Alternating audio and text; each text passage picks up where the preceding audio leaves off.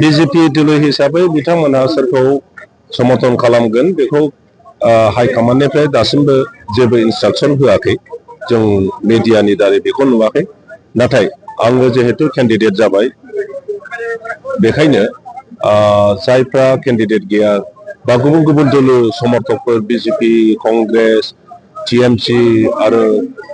दानि पार्टी गोदान मा होनो अल्टारनेटिभ पार्टी अफ बर'लेण्ड बेनि गासिबो वार्कारफोरजों आं सावरायदों आरो गोबाङा गाव गावनि बीजेपीआ जिहेतु केन्डिडेट गैया बबेथिं थांनो सोरखौ समर्थन खालामनो बिदि जाबाय थादोंमोन कंग्रेसनि केन्डिडेटखौ फसायाखै जायगानि मानसिफ्रा आरो टीएमसीआबो वार्कारफ्रा माबाबाय बोराबदों ओंखायनो आंजों रायज्लायदों आरो बेनिफ्राय दा पार्टी गोदानाबो बिदिनो जादों दा बयबो आंजों रायज्लायनो गोसो जानायखाय आं बयखौबो ज'यै लेंहरजोबनानै सावरायलायदों बुजायलायदों दा बेक्तिनि खोथासै दलीय सिद्धान्त गैया नाथाय बेक्तिगत हिसाबै आंखौ समर्थन खालामनायनि गोबां वार्कारफ्रा दा ओंखारबोदों आं मोजां मोनदों जे एबार चिरां दुवाराव देरहानाया माने निश्चित जाबाय खारन कंग्रेसनि बीजेपीनि एबिपिनि आरो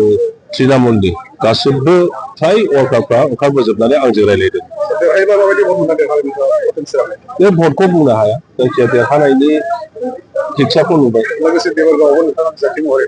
देबरगामियाबो बिराद मोजां देबरगामियावबो देरहानायनि फिक्सारावनो फैबाय आरो दा नों आसरित मोनगोन जे ओरैहाय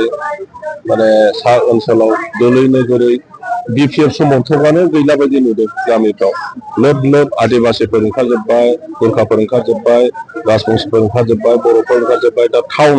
टाउननि मानसिफ्राबो सिन्था खालामदों मैया आङो मोनथामसो मिटिं खालामदों दा बेवहाय गासिबो क्लाब मन्दिरफोर आरो सेल्फ हेल्प ग्रुपफोर जों रिक्सा मा होनो बेखौ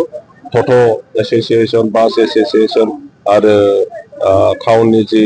बिजनेसमेनफोरनि एस'सियेसन बिथांमोनजों आं गासिबो रायज्लायजोबदों